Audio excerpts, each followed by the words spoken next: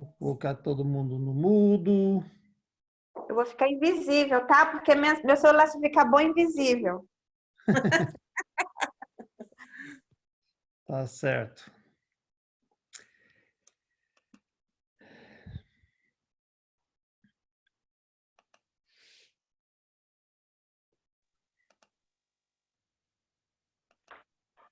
Bom dia, irmãos. Nós vamos começar com nosso culto matutino. Eu estava olhando nas últimas semanas e percebendo que desde que começou essa nova forma de a gente cultuar, que nós temos tido aprendido muitos hinos diferentes, e eu pensei, sabe, tá na hora de eu voltar atrás e tentar descobrir quais são esses hinos novos e a gente cantar de novo para não esquecer e para não ficar só na novidade. Então, alguns desses, talvez a maioria, são os que nós aprendemos recentemente. Vamos começar com uma chamada à adoração. Adorem o Rei.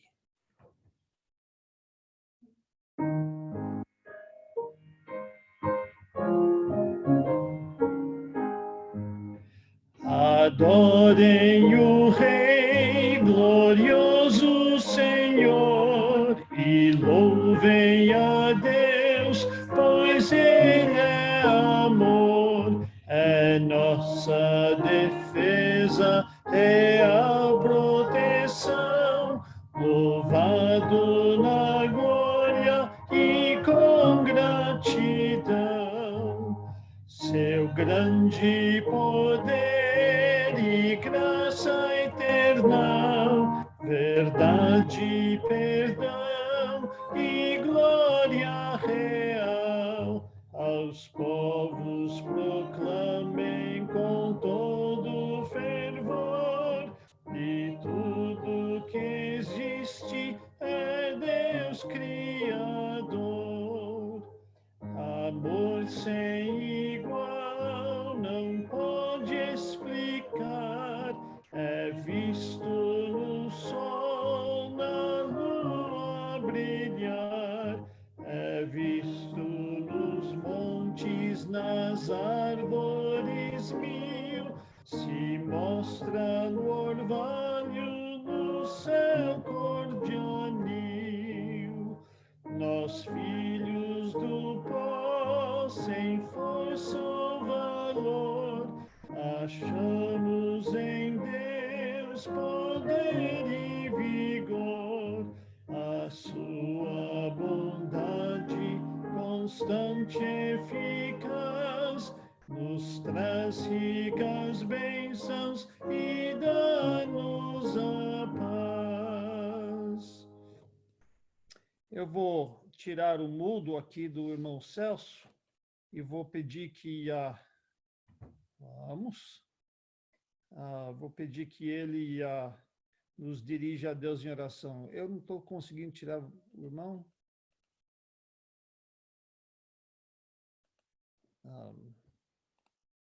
Opa. Conseguiu? Agora conseguiu. Pode orar, irmão. Senhor, nosso Deus e Pai, para nós é um privilégio, Pai, podermos estar juntos para adorar o Senhor e agradecer ao Senhor, Pai, pelas suas bênçãos, pela sua proteção a todos nós. Pedimos para o Senhor que esse culto seja um culto que venha agradar ao Senhor, que seja uma bênção para todos, Pai. Peço para aqueles também que ainda não conseguiram acessar, que possam, Pai, participar, tenham cada vez mais vontade de estarmos todos juntos na sua casa, Senhor. Eu agradeço, Pai, pela sua bondade, por tudo que o Senhor tem feito por nós. Em nome do nosso Senhor e Salvador Jesus Cristo. Amém. Amém. Vamos continuar orando, cantando. Tu és o grande amparador.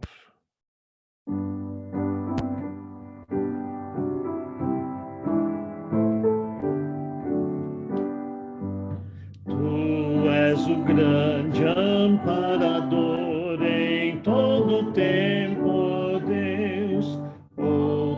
Pai, sempre teu amor confiará os seus.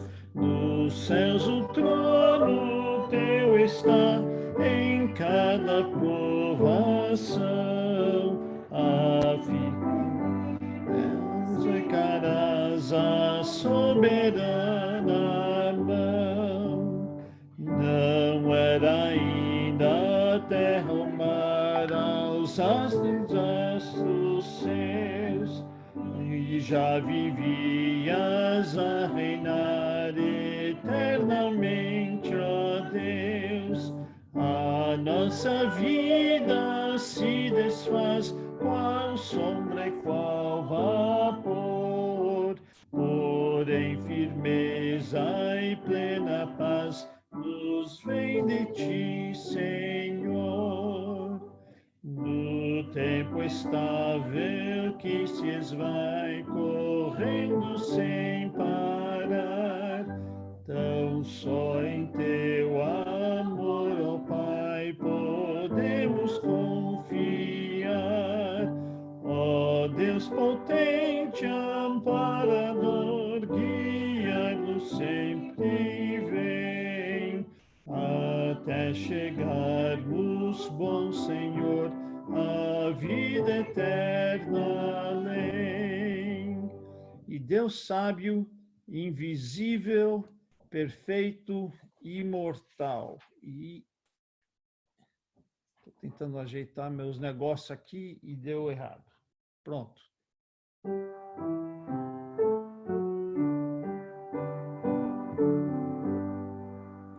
Deus sábio, invisível, perfeito, imortal, poder intangível da luz celestial, glorioso e bendito do tempo, Senhor, a ti, Deus excelso, cantamos louvor. Tranquilo tu brilhas qual luz secular, de plena justiça é teu governar, da tua vontade provém o favor, das nuvens divinas as chuvas do amor. A todos concedes o dom de viver, e tudo permeia supremo em poder. Quais flores nós somos de breve esplendor, eterno e imutável, só tu és Senhor. És Pai glorioso, és luz a brilhar, teus anjos não podem teu rosto mirar, mas nós entoamos aqui teu louvor, e as frontes curvamos, humilde Senhor. Nossa leitura bíblica hoje de manhã fica em Efésios capítulo 1. Efésios 1. Se você puder abrir sua Bíblia, nós vamos para lá. Efésios 1. E vamos ler o capítulo todo.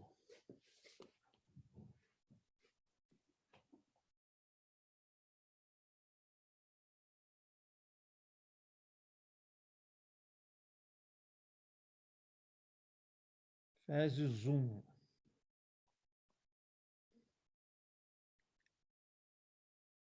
Paulo, apóstolo de Cristo Jesus, por vontade de Deus, aos santos que vivem em Éfeso e fiéis em Cristo Jesus, graça a vós outros e paz da parte de Deus Pai, Deus nosso Pai e do nosso Senhor Jesus Cristo. Bendito Deus e Pai de nosso Senhor Jesus Cristo, que nos tem abençoado com toda a sorte de bênção espiritual nas regiões celestiais em Cristo, assim como nos escolheu nele antes da fundação do mundo, para sermos santos e irrepreensíveis perante ele.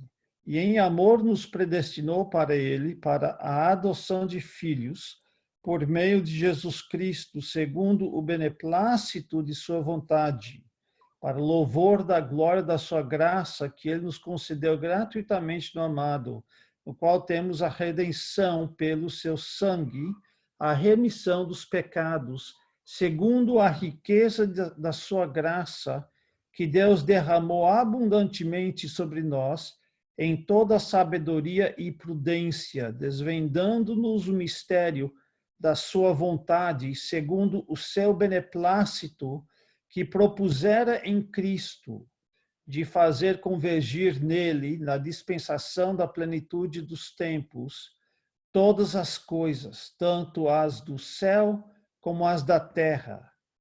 Nele, digo, no qual fomos também feitos herança, predestinados segundo o propósito daquele que faz todas as coisas, conforme o conselho da sua vontade, a fim de sermos, para louvor da sua glória, nós os que de antemão esperamos em Cristo, em quem também vós, depois que ouvistes a palavra da verdade, o evangelho da vossa salvação, tendo nele também crido, fostes selados com o Santo Espírito da promessa, o qual é o penhor da nossa herança, até o resgate da sua propriedade, em louvor da sua glória.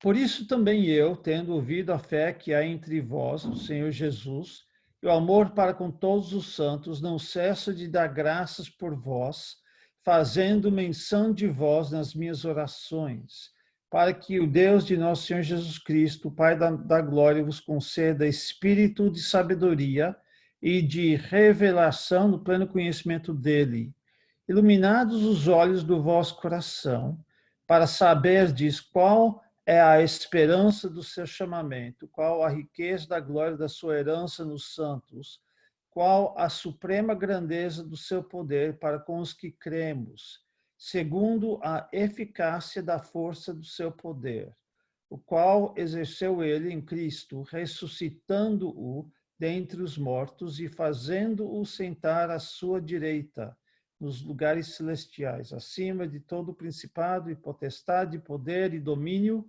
e de todo nome que se possa referir, não só no presente século, mas também no vindouro. E pôs todas as coisas debaixo dos pés, e para ser o cabeça sobre todas as coisas, o deu à igreja, a qual é o seu corpo, a plenitude daquele que a tudo enche em todas as coisas. Que Deus abençoe a leitura de sua palavra. Nós vamos continuar com o nosso culto, cantando mais um hino. Antes disso, deixe-me avisar, eu vi um recado do pastor Lailton. Ele colocou no grupo da igreja a conta para a gente fazer os depósitos. Então, ele disse que teve dificuldade de encontrar a conta da igreja, então está no grupo, não esqueça. Também outro aviso, antes da gente cantar o último hino, é que parece que os irmãos, depois a gente vai conversar mais, mas parece que os irmãos estão mais tão a favor de termos 2 encontros durante a semana, terça e quinta, e nós precisamos só marcar as horas, o horário e também qual que dia que vai ser o quê. Mas depois da mensagem eu deixo o pastor Arthur resolver isso. Vamos cantar mais um hino da igreja. O fundamento é Cristo, o Salvador.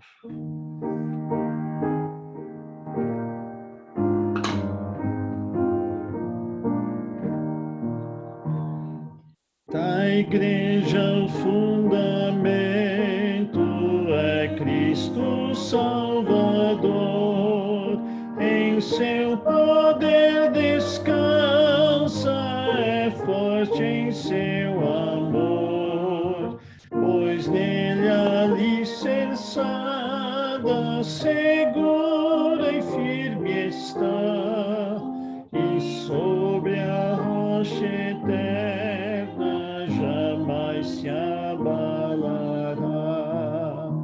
A pedra preciosa que Deus predestinou sustenta pedras vivas que a graça trabalhou. E quando o monumento surgir em plena luz, a glória do edifício será do Rei Jesus. Em meio aos sofrimentos que vive a enfrentar, espera a Igreja Santa um dia triunfar, pois a visão gloriosa enfim se cumprirá, e a Igreja vitoriosa em paz repousará. Então, nós vamos ter agora a nossa mensagem.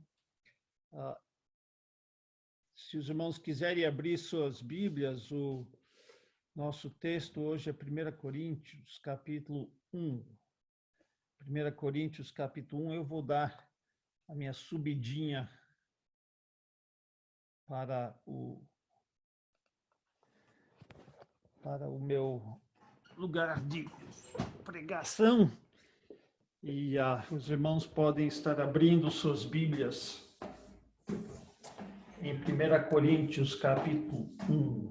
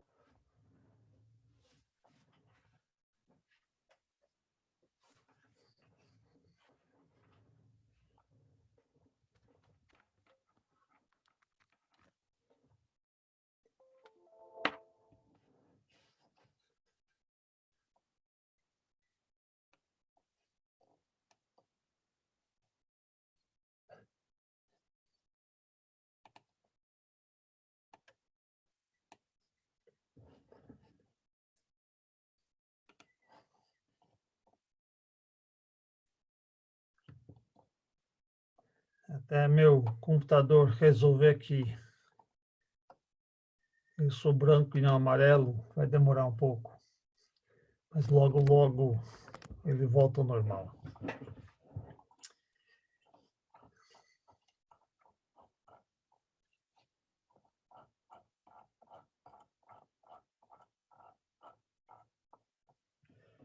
A igreja em Corinto era uma bagunça. Parece que nada mudou de lá para cá com os corintianos, mas isso é outra história. Mas a igreja de Corinto realmente era uma coisa séria. Eu não sei se nós hoje consideraríamos essa igreja uma igreja cristã.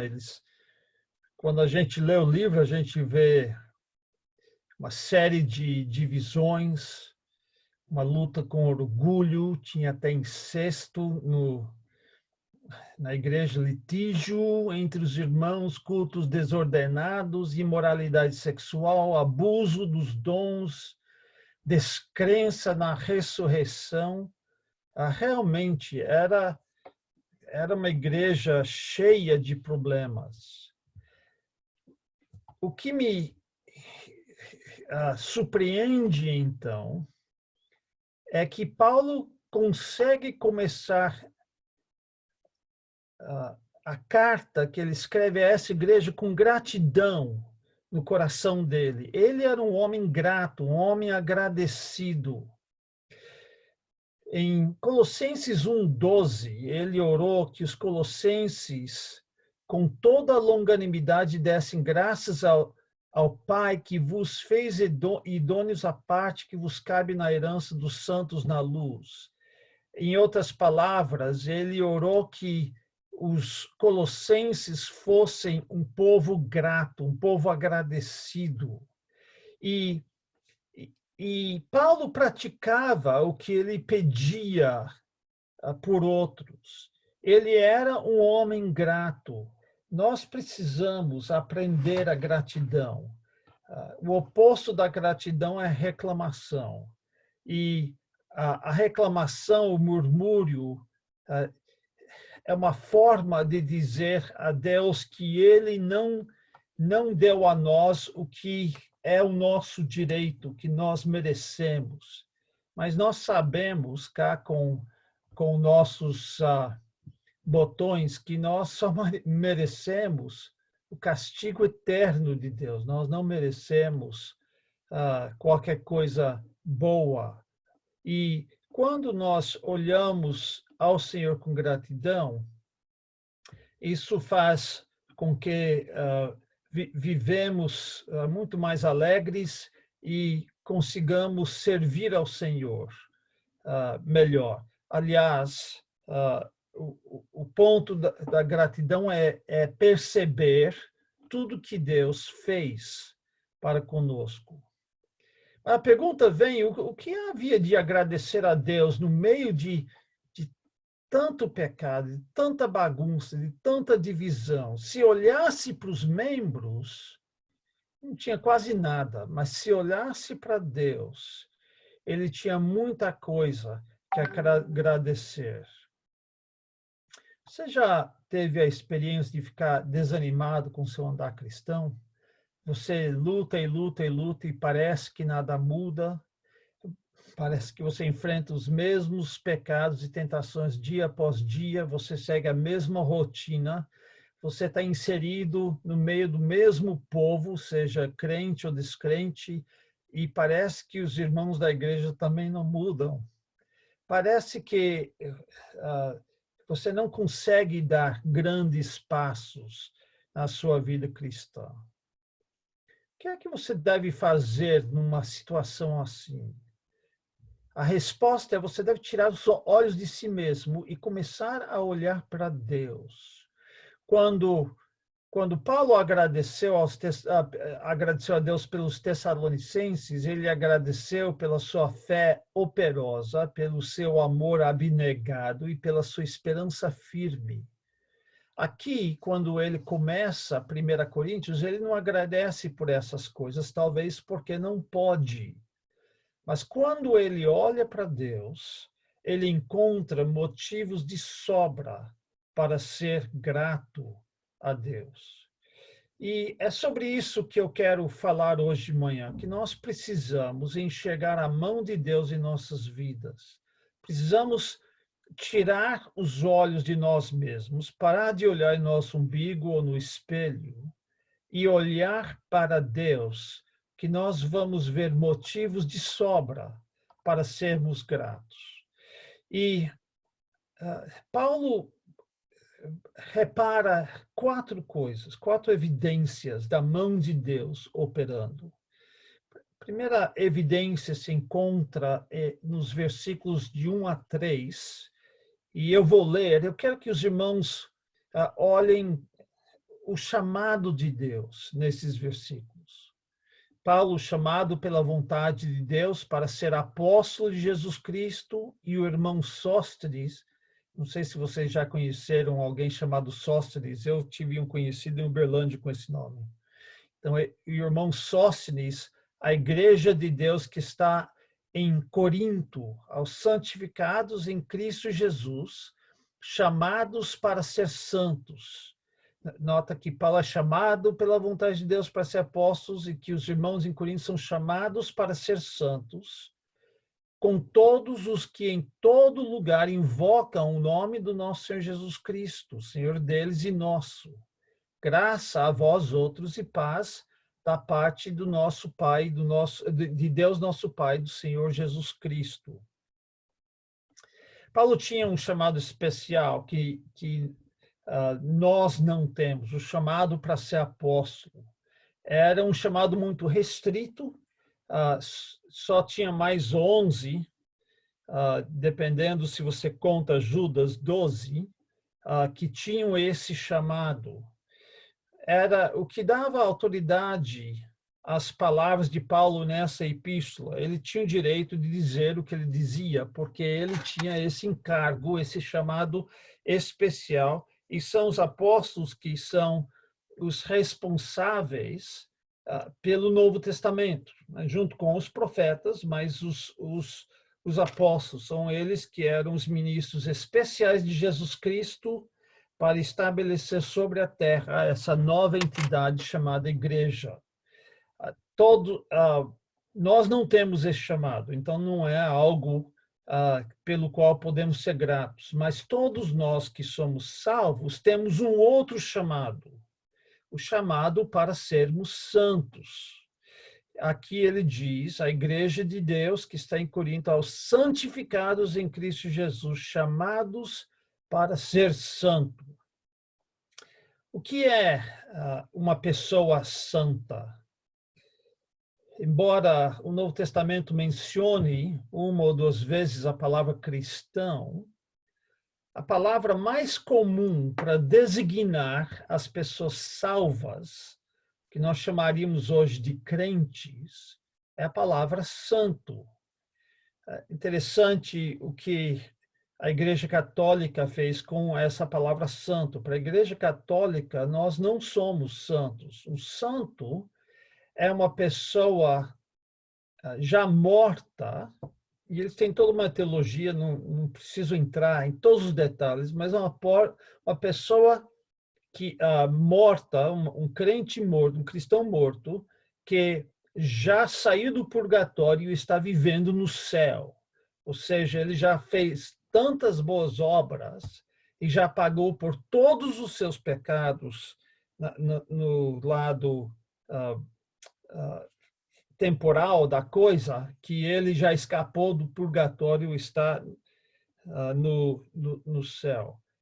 Como nós não cremos no purgatório e não encontramos essa doutrina das Escrituras, nós cremos que a pessoa que morre em Jesus Cristo vai direto para a presença de Deus. Por isso que Paulo poderia chamar a igreja em Corinto de santos. E, na verdade, o santo na Igreja Católica é alguém que eles honram. Eles são honrados por homens por causa da sua vida santa. Mas aqui, um santo é uma pessoa, seja viva ou seja morta, que foi separada por Deus. Por olhos humanos, são todos os que em todo lugar invocam o nome do nosso Senhor Jesus Cristo. É isso que ele diz aqui no versículo 2. Chamados para ser santos com todos os que em todo lugar invocam o nome do Senhor Jesus Cristo. Então, se você é uma pessoa que clama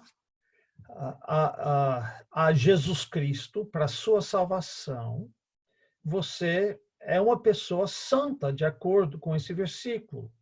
Este conceito é importante. No Antigo Testamento, um salvo era alguém que invocava o nome do Senhor Yahvé. Em Joel 2,32 diz, e acontecerá que todo aquele que invocar o nome do Senhor será salvo, porque no monte Sião e em Jerusalém estarão os que forem salvos, como o Senhor prometeu, e entre os sobreviventes aqueles que o Senhor chamar.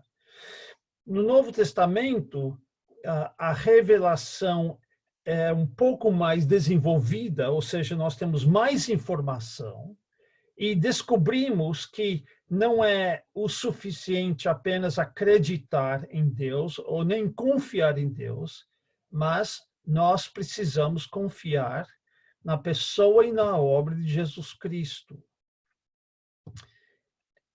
Ou seja, nós cremos que somos salvos porque colocamos a nossa fé, nossa dependência em Jesus Cristo para chegar ao céu.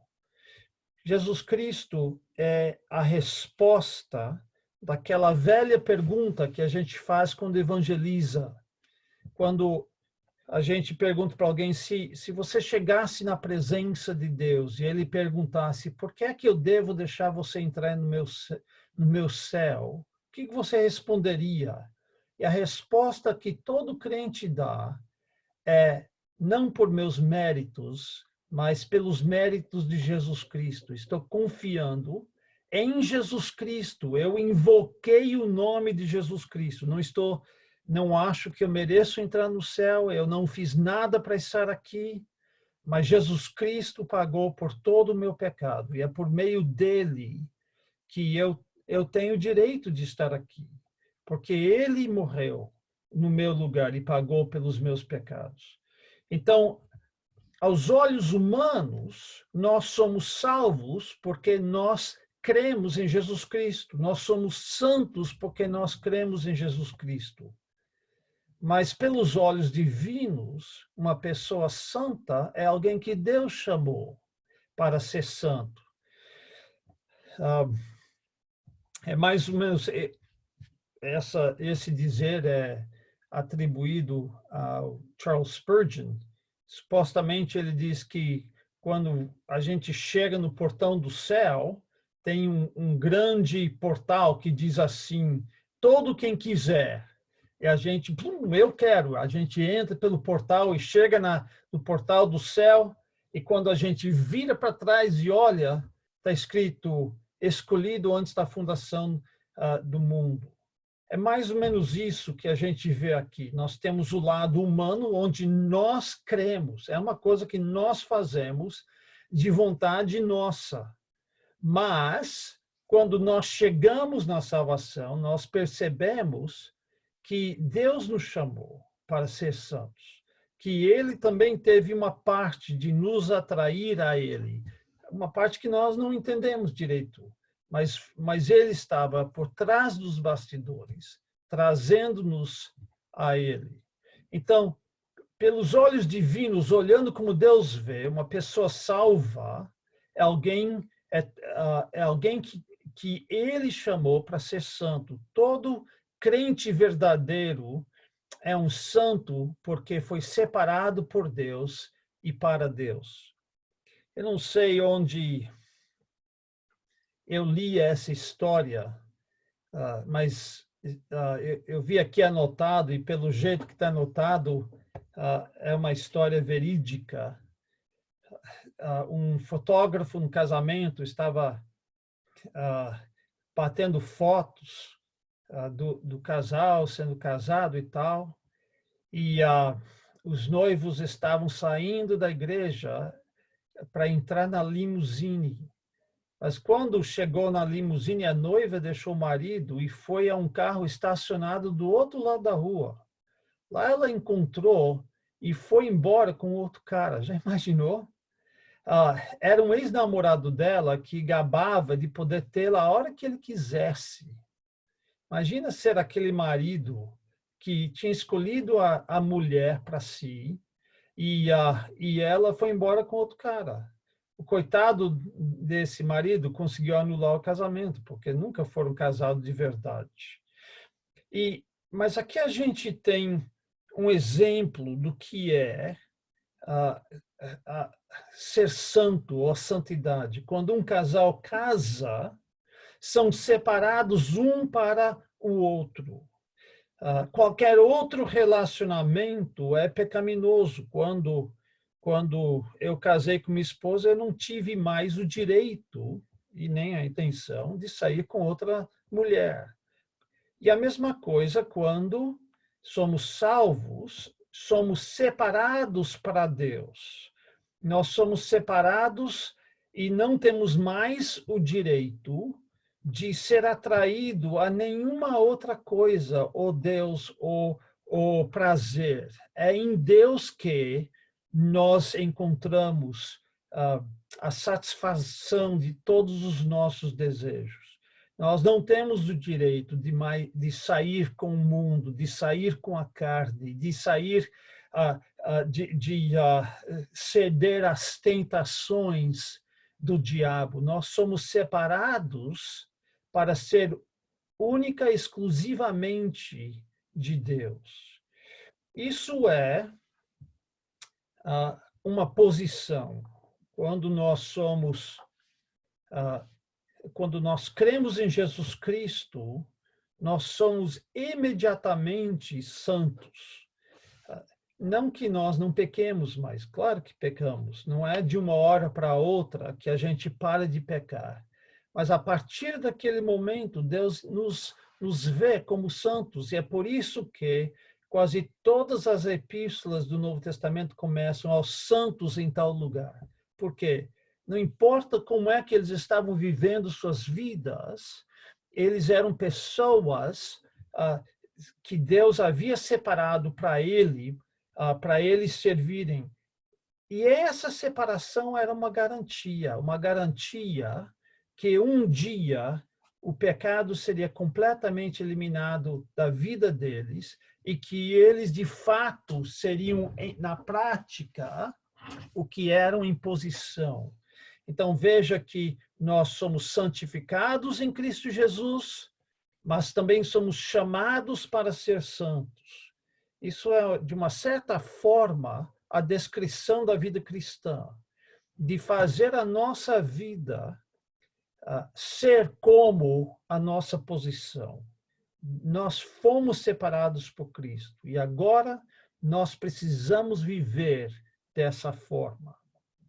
Mas nota outra coisa pelo qual Paulo estava grato ainda nesses versículos, quando ele está falando sobre o chamado de Deus, é que Deus não nos chama individualmente, mas que ele nos chama para fazer parte de uma comunidade de pessoas que ele chamou da mesma forma. Ele escreve a igreja de Deus que está em Corinto e ele inclui com todos os que em todo lugar invocam o nome do nosso Senhor Jesus Cristo, Senhor deles e nosso. Isso é interessante. Nós não somos santos sozinhos. Nós somos chamados não somente para Deus, mas para fazer parte de uma igreja. A palavra igreja em grego é eklesia, e vem de duas palavras, ek, que significa para fora, e kaleo, ou seja, ser chamado para fora. É a palavra que é usada muito na tradução do Antigo Testamento para falar da congregação de Israel. Então, significa uma assembleia, uma congregação. Então, mesmo a nível de comunidade, o crente é chamado para ser santo. Nós todos participamos de um grupo de pessoas, uma comunidade, ou o que a Bíblia chama em outros lugares,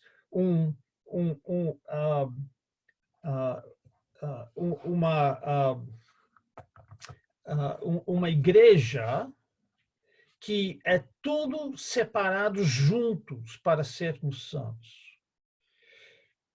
Então, nós somos distintos, nós reunimos não só aos domingos para nos identificarmos com esse grupo especial, que é chamado, onde nós chamamos uns aos outros de irmãos, um grupo especial chamado de igreja.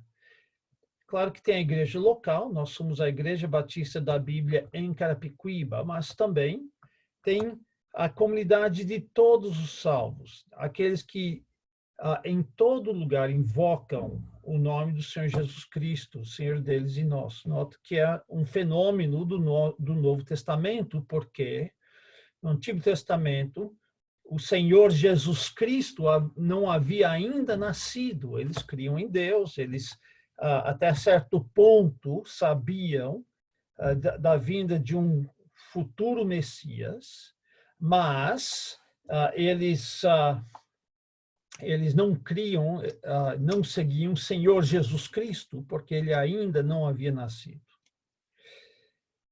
Qual a importância disso tudo?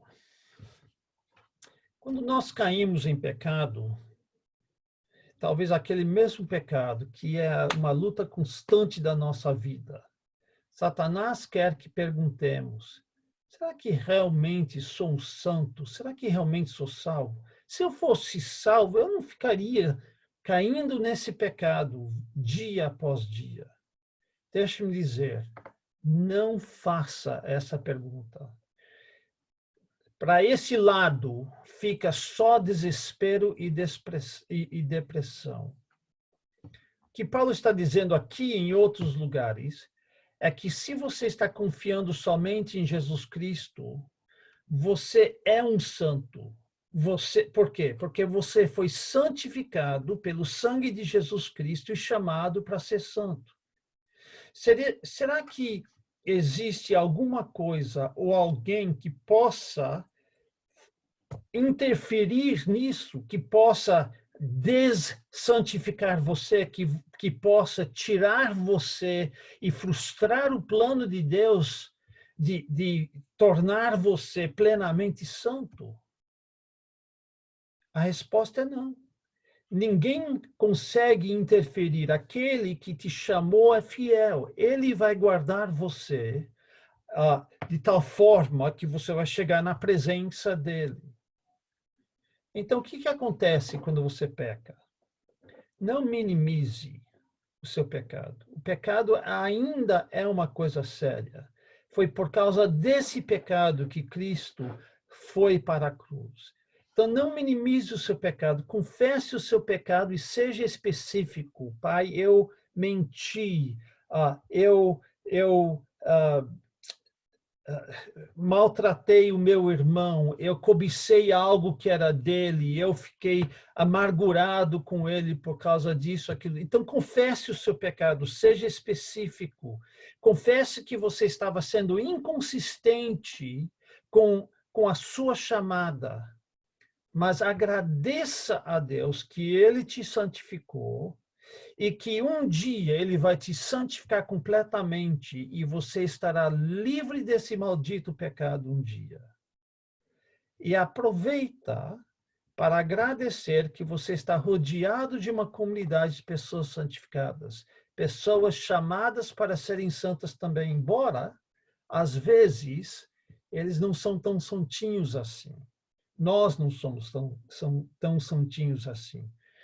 Então, isso é muito, muito importante. Até quando nós pecamos, até quando estamos frustrados conosco mesmo, devemos confessar nosso pecado, mas devemos agradecer a Deus que esse pecado não terá a palavra final em nossas vidas, que um dia ele será removido das nossas vidas e nós vamos poder a viver na presença de Deus sem esse pecado para sempre.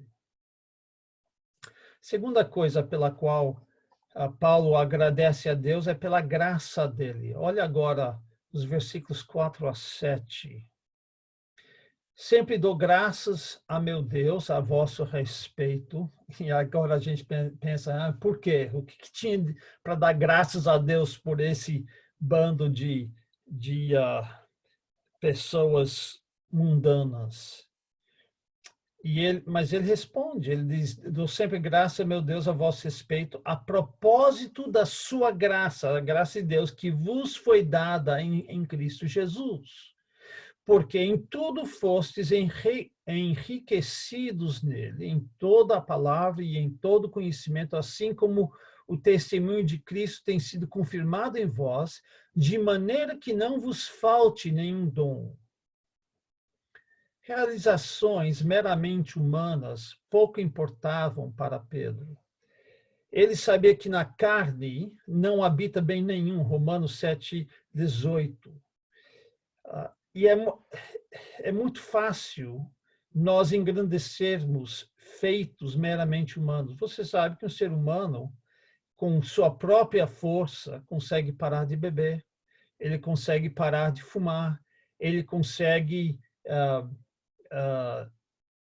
ser responsável com sua família e criar seus filhos. Nada disso é evidência por si só de uma obra sobrenatural. E Paulo não agradece a Deus por obras naturais. Ele não agradece a Deus pelo que os coríntios fizeram, mas pelo que a graça de Deus dada a eles fez. Essa graça que eles receberam em Cristo Jesus. E ele diz que essa graça fez com que eles ficassem ricos. Versículo 5, porque em tudo fostes enriquecidos nele. Como assim ricos? Não materialmente, mas ricos em certas qualidades espirituais. Ele menciona 3 aqui. Ele fala, eles foram enriquecidos em toda a palavra. Mais tarde, nós vamos ver uma ênfase sobre dons de palavra, falar em línguas, profecia e tal. É possível que Paulo esteja se referindo a isso. Eles receberam dons espirituais de profetizar, de falar em línguas, de interpretar.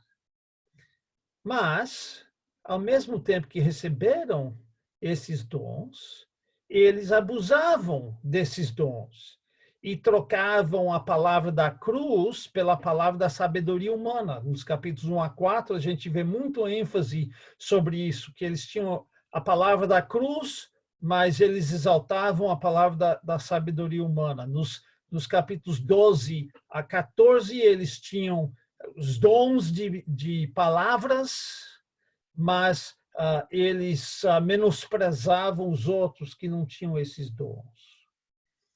Outra coisa que ele menciona é o conhecimento, que mais tarde é chamado de ciência. Eles tinham dons especiais de saber coisas sobrenaturalmente. Mencionado os dons de ciência, conhecimento e sabedoria. Mas também eles eram orgulhosos por causa do conhecimento que eles tinham. No capítulo 8, eles dizem, todo mundo tem conhecimento, mas não como deveria ter, porque você acha que você é melhor que os outros, porque você sabe mais do que eles. E depois ele menciona que eles tinham todos os dons. Mas nos capítulos 12 a 14, a gente percebe que eles não usavam corretamente esses dons, e usavam os dons ou como motivo de cobiça, queriam um dom que eles não tinham, ou usava o dom como uma maneira de se exaltar sobre os demais. Então, a gente fica coçando a cabeça. Paulo, o que você está fazendo aqui? O que você está agradecendo a Deus? Pelo que você está agradecendo a Deus? E a resposta é que ele estava tirando os olhos deles de si mesmos. Não olhe no espelho para ver todas as coisas que você tem. Lembra que tudo que você tem, tudo que você recebeu de Deus. Então, ele estava falando para eles, para de olhar para as coisas que você faz com esses dons e olha para o Deus que te deu esses dons. Eles estavam pensando que eram alguma coisa por terem essas coisas. Paulo estava mostrando que não, que tudo que eles tinham recebido por Deus. Além disso, eles tinham outra coisa, o testemunho de Cristo. Testemunho de Cristo é o testemunho a respeito de Cristo, isto é, o Evangelho. Esse testemunho foi confirmado neles, foi garantido neles, pela fé deles em Jesus Cristo. Como é que nós devemos pensar sobre esse parágrafo? É muito fácil de olhar para nós mesmos e pensar que nós somos alguma coisa. Lembro uma vez, eu ainda estava no colegial e uma das coisas que você precisa entender é que é um grande, grande privilégio ser criado em outro país e ter duas culturas. Eu sou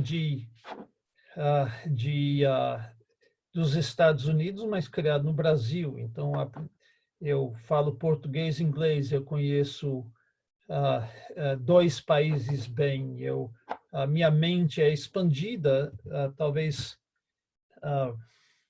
mais do que uma pessoa que é criado na sua vila nos Estados Unidos e que quase nunca nem viajou e mal fala inglês, né? Estávamos preparando para ir para os Estados Unidos e eu estava contando para minha mãe todas as vantagens que eu tinha. Ela disse, eu não sei exatamente o que ela disse, mas ela me cortou direitinho falando, mas para de ser orgulhoso, cara. O que você acha que você fez para merecer tudo isso? Se eu tenho alguma vantagem, é porque Deus me deu isso. Você tem algum dom legal, uma habilidade especial, talvez para ajudar pessoas, para construir projetos, talvez você é aquele cara, eu tinha um amigo assim, que simplesmente tinha. Eu nunca vi ele bravo, nunca vi ele fora de controle, ele tinha controle perfeito de suas emoções, não importava o que acontecia, ele estava sempre em controle. Como eu gostaria de ser assim, né? Talvez você sabe falar bem, ou você dá evidência da sua salvação, ou você é uma pessoa destemida quando chega na hora de falar do evangelho. Talvez você tenha conhecimento das coisas de Deus acima da média. Talvez você leu mais livros e melhores livros do que a média. Há tantas coisas, se a gente olhar para nossas vidas, que daria para ficar orgulhoso, para pensar que eu sou alguma coisa por causa das coisas que eu tenho. E Paulo está dizendo, não faça isso. Tire seus olhos de si mesmo, porque tudo que você tem, você recebeu de Deus. E você deve dar graças a Deus. Talvez você está no outro lado da coisa. Eu gostaria de ter mais estudo, gostaria de ser mais inteligente, gostaria de fazer isso, aquilo. Você tem ciúmes dos outros que têm essas coisas. A mesma lição se aplica a você. Para de ficar com ciúmes e desejando que os outros tenham, e agradece a Deus pelo que Ele te deu. E use as coisas que Ele deu a você para o melhor dos seus, para Deus e para o melhor das suas habilidades. Quando chegarmos no céu e Deus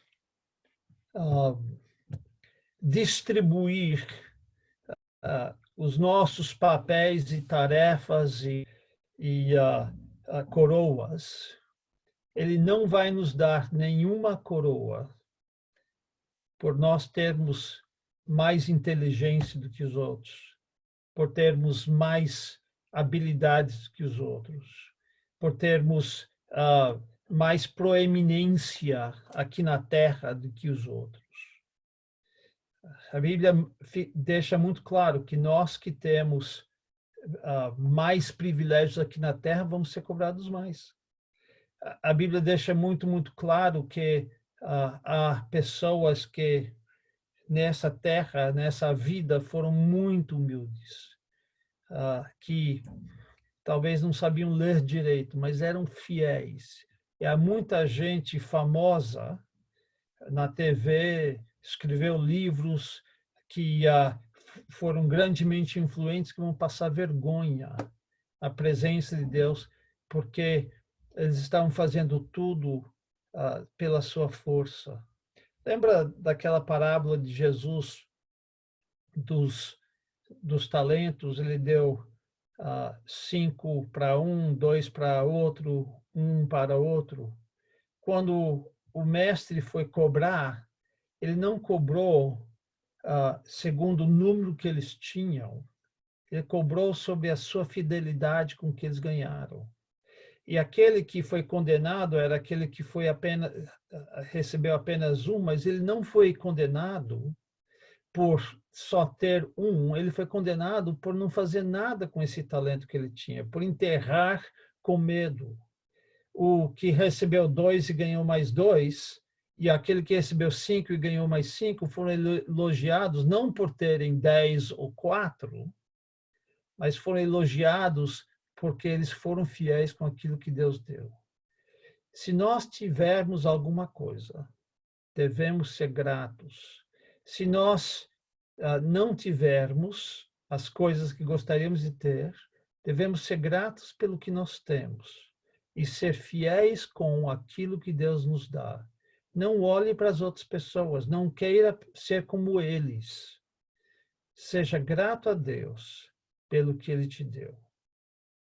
Terceira evidência da mão de Deus que ele percebe está nos versículos 7 e 8, e é a promessa de Deus. Aliás, duas promessas.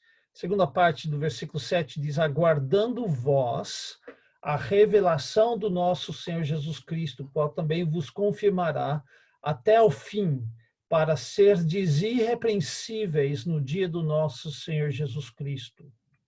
Então veja duas promessas. A primeira promessa é que Jesus Cristo será um dia revelado. Ele fala sobre a revelação do nosso Senhor Jesus Cristo.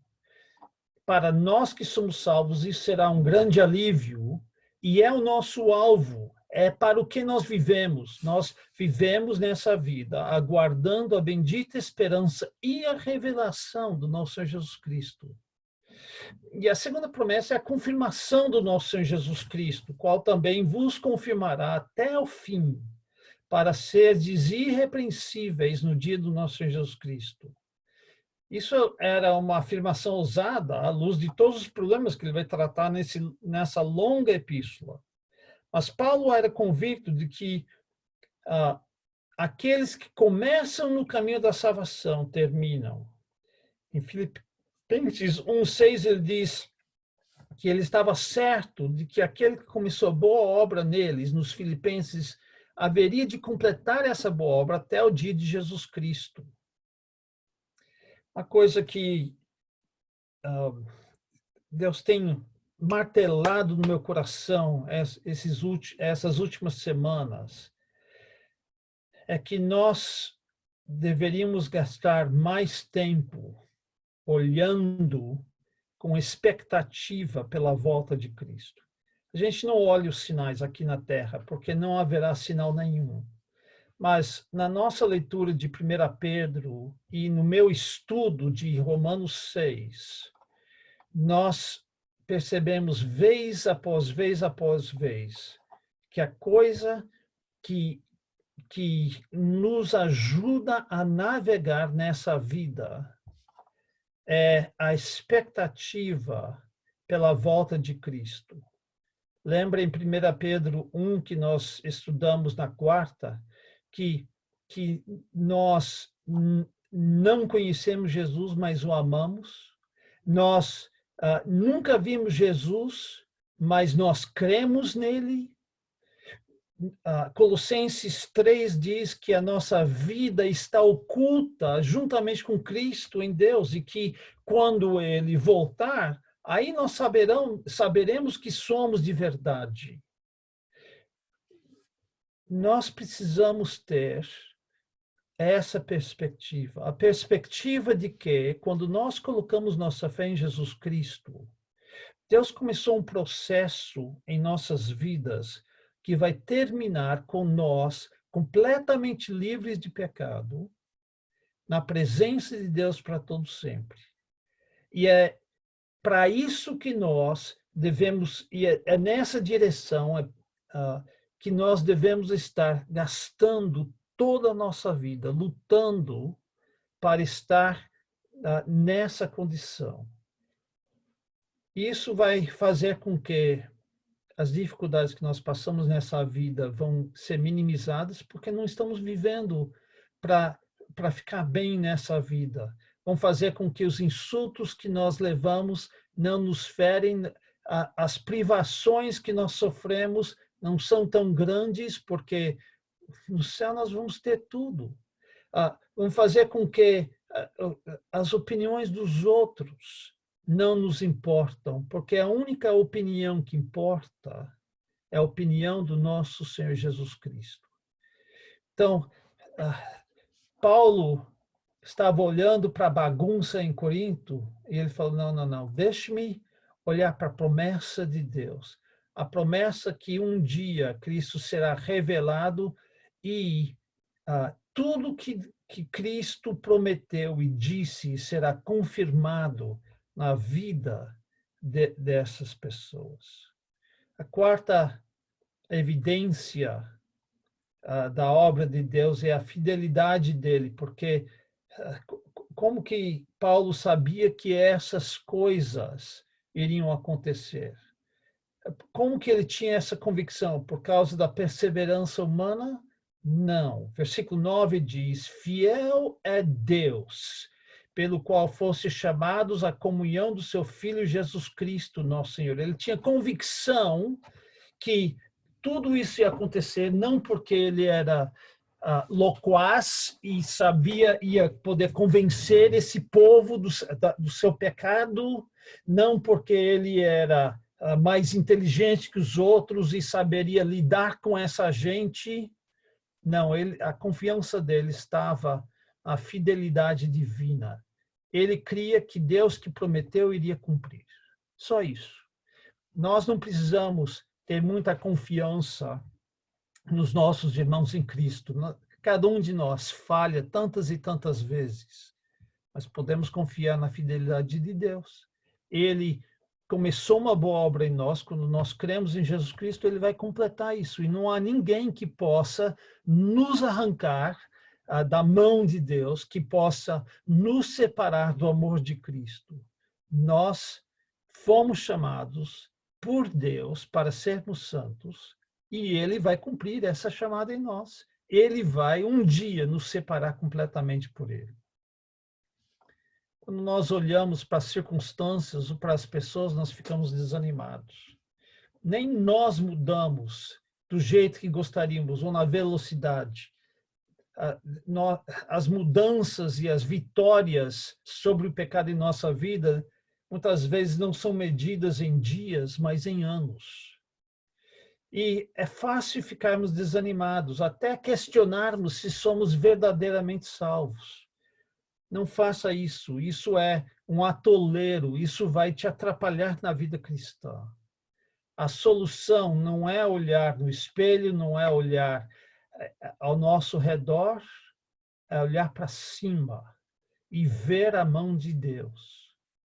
Se Paulo tinha motivos de gratidão a Deus diante de uma igreja tão ruim como a de Corinto, quanto mais nós podemos ser gratos a Deus, se olharmos para a mão de Deus e não para as pessoas. Essa semana, e eu já perdi as contas de quantas semanas já faz que nós estamos presos em casa, tendo que reunirmos por meio da internet, que foi no final de março que isso começou. Então, eu quero lançar um desafio. Eu quero lançar o desafio que essa semana os irmãos procurem por 5 coisas. Escreva essas 5 coisas no papel, nas quais você pode ver a mão de Deus. E eu quero que você agradece a Deus por elas. A gente, às vezes, faz isso de uma forma tão geral. Obrigado que estou com vida. Obrigado. Eu quero que você seja mais específico. Quero que você agradece a Deus por coisas específicas que ele fez ou te deu, ou promessas específicas que você pode enxergar. Pela morte dele, de Jesus Cristo na cruz, pela chamada dele, esse tipo de coisas que são específicas para a nossa vida, que nos dão esperança para o futuro. Viver todos nós vivemos, morrer também. Mas certamente podemos dar graças a Deus por outras coisas, bem mais específicas, e que Deus nos faça um povo agradecido para querer servir a Ele de todo o nosso coração. Senhor nosso Deus e Pai, nós te agradecemos por tudo que o Senhor tem feito por nós. Realmente não merecemos.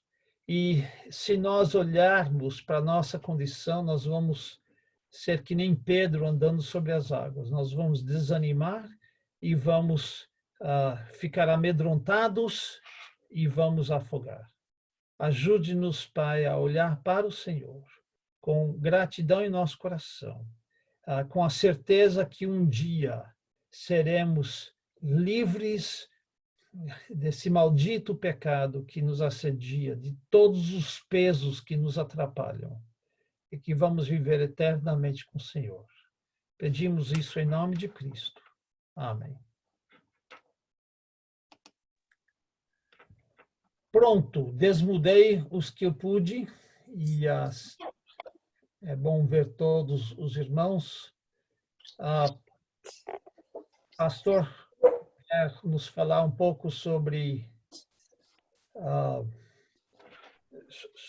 os dias das nossas reuniões durante a semana para a gente se ajudar? Sim, deixa eu só me organizar aqui, peraí. Desculpa. Nós estamos amontoados aqui em casa, no escritório. É gostoso. Irmãos, eu estou vendo que tem alguns que ainda estão no mudo, mas você pode desmudar aí vocês próprios, né? Queridos, a coisa é assim. Parece que o parecer de termos 2 reuniões ao longo da semana agradou a maioria dos irmãos. E como disse o pastor Brandon e o pastor Lailton, estou parafraseando os dois, a gente nunca vai orar o suficiente. E como eu fiquei... Nós estamos muito... Não sei vocês exatamente, objetivamente, mas eu estou vibrando com o estudo de 1 Pedro. Tem sido uma grande bênção na minha vida. Sei que o pastor Marco também está nessa empolgação, porque ele compartilhou comigo. E esse ânimo que está na maioria dos irmãos, e tem sido muito gostoso. Foi bom, não foi, irmãos, na quarta-feira? Foi muito bom. Eu acho que é muito ruim a gente sacrificar aquele tempo de estudo, diminuir, encurtar muito aquele tempo de estudo, até porque, conversando com o pastor Marco, ele falou, eu me preparo para falar o menos possível, mas não consigo falar em 30 minutos. E é difícil, eu sei disso, né? Eu tenho também muita dificuldade de ficar no tempo, e principalmente quando é uma coisa que nós estamos fazendo que gostamos muito. Desse modo, parece que o parecer de termos 2 encontros online durante a semana agradou a todos. Eu gostaria de saber dos irmãos, nós poderíamos fazer, e os irmãos que estão inclusive sem imagem, mas estão me ouvindo, podem por favor opinar, seria bom nós termos o nosso encontro na terça e na quinta? O que os irmãos acham? Eu acho muito bom, né? Eu também. Graças a Deus. Quem mais? Poderia ser outros dias da semana, mas terça e quinta parece que divide melhor a semana. Só isso. Olha a irmã Afrinha aí, que linda.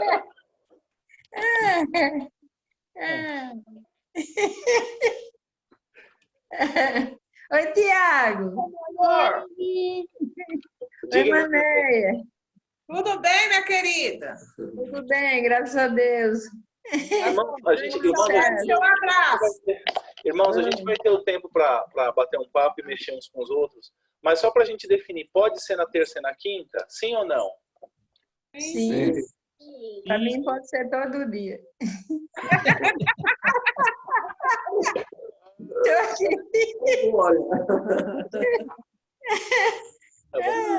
Irmão João, pode ser na terça e na quinta? Sim, mas essa semana eu vou estar trabalhando, mas a Larissa e a irmã Marta fazem. Ah, tá bom. Eu tô vendo a Flávia, tá bom para vocês também aí, ô Flávia? Sim, tá bom aqui. Pra gente tá bom. Josefa tá mudinha, não dá para ouvir nada, e a irmã Rita também tá mudinha. Olha o Kevinho ali. Mas tá bom, irmãos. Então vamos fazer na terça e na quinta. O horário, nós vamos fazer às 8 horas ou vamos fazer mais tarde?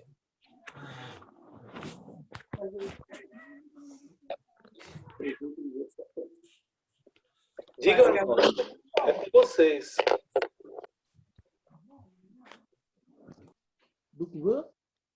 O culto de oração tem sido às 7, né? Mas podemos fazer às 8. Eu também acho melhor. Da última vez que tivemos aquele tempo de oração às 8h30, nós tivemos uma assistência bem grande. Sim. O que os irmãos acham? Às 8, às 7? Acho que às 8 é melhor. Para mim também. E aí, Zé Aldo? Para mim tá bom. Tudo bem, Maneide? Pode ser? Às 7 ou às 8? Às 8 é melhor. Melhor, né? E aí, reverendo Lailton, pai do Kevinho, às 7 ou às 8? Ele está dizendo que o que tocar ele dança. Hã? Dizendo que o que tocar ele dança. Não, mas não é baile, irmão. É oração e estudo bíblico. Ah, é.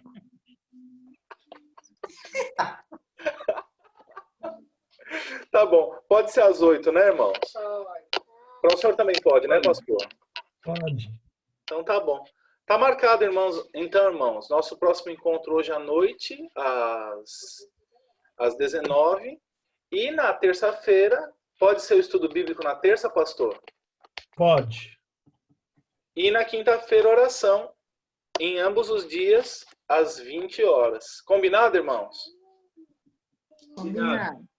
Eu sei que você está aí na sua casa durante a quarentena. Vou pedir só mais um minutinho da sua atenção. São só duas coisas que eu preciso falar. A primeira delas é bem simples. Algumas pessoas têm me perguntado, pastor, o que a gente poderia... O senhor não tem nenhuma sugestão de livro e tal? Eu sei que talvez a pessoa mais recomendada para fazer sugestão de livros é o pastor Mark, que é um ledor daquele tipo devorador de livros, sabe? Eu não sou exatamente um Swedenborgiano ainda, estou quase me convertendo, mas ainda não cheguei lá.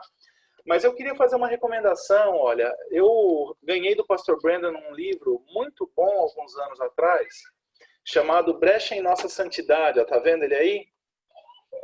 É pela editora Fiel, um livro excelente, né? Só para dar um petisco, uma provinha do livro, eu vou ler 2 parágrafos aqui rapidinho, tá? Você aguenta a mão aí.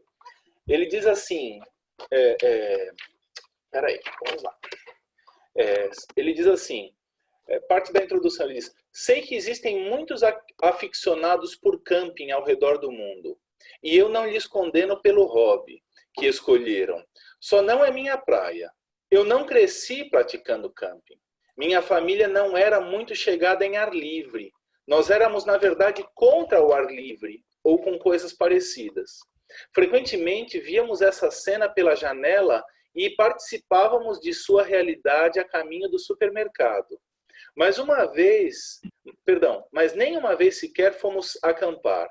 Jamais possuímos uma barraca, um veículo tipo trailer ou um reboque.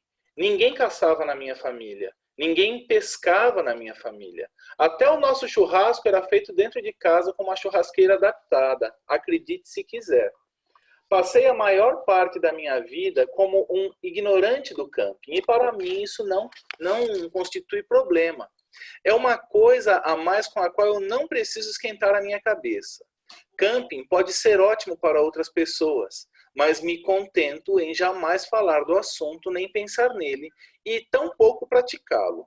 Ao ler isso, talvez você pode cair de sua espreguiçadeira, mas camping não faz parte da minha vida e lido muito bem com isso. É possível você encarar a santidade como eu encaro o camping. É boa para os outros. É como se respeitasse aqueles que tornam a vida... É como se você respeitasse aqueles que tornam a vida deles mais difícil do que precisa ser. Mas não é bem a sua praia. Você não cresceu preocupado com santidade, não era assunto tratado na sua casa, nem era algo pelo qual a sua família orava ou que sua igreja enfatizava. Por isso, até este momento, não é sua paixão. A busca da santidade parece ser uma coisa para esquentar a cabeça a mais em sua vida, já tão atribulada. É claro que você até gostaria de ser uma pessoa melhor e espera poder evitar os pecados verdadeiramente sérios. Mas você raciocina que já foi salvo pela graça, então santidade não é necessário a você. E com toda franqueza, sua vida até que parece ser bem boa sem ela. Eu estou parando aqui para não ler o capítulo todo, mas estou recomendando. É um livro muito bacana, não é um livro caro, é pela editora Fiel, chama-se Brecha em Nossa Santidade, por um autor por nome Kevin... Eu não consigo. Kevin DeYoung, eu acho que é isso. Young. Uhum. Kevin DeYoung. Então, vale a pena comprar, não é caro, tá bom? Talvez o frete seja mais caro que o livro, mas é um ótimo livro, recomendo, se você quiser ler essa semana. Numa sentada você lê, linguagem é fácil, mas ele trata um assunto muito, muito sério, tá bom? Deus abençoe. O segundo assunto que eu preciso falar com os irmãos é que se você passar pela igreja e notar que lá no corredor embaixo tem uma barraca de camping e um senhor ali, quando eu falo passar pela igreja, é pela rua mesmo, e notar que ali na frente da escadaria tem um senhor acampado, nós o encontramos, né, irmão João? Nós o encontramos na rua, em situação de muita necessidade, e se Deus permitir, até quarta-feira a gente vai dar um jeito mais definitivo na situação dele, tá bom? Se você quiser saber mais detalhes, eu conto a história para você. Pastor, o senhor está fazendo na nossa igreja um albergue, um abrigo de mendigo? Não. Eu só me senti muito tocado e não tive a coragem de deixar ele dormir do lado de fora, na rua, pegando relento e tomando chuva, como aconteceu durante os últimos 2 meses. Tá bom, irmãos? É isso. Alguém que ficou bravo comigo, me procura, fala comigo, tá bom? Mas é isso. Deus abençoe. Bom almoço. Mas alguém tem alguma coisa a dizer?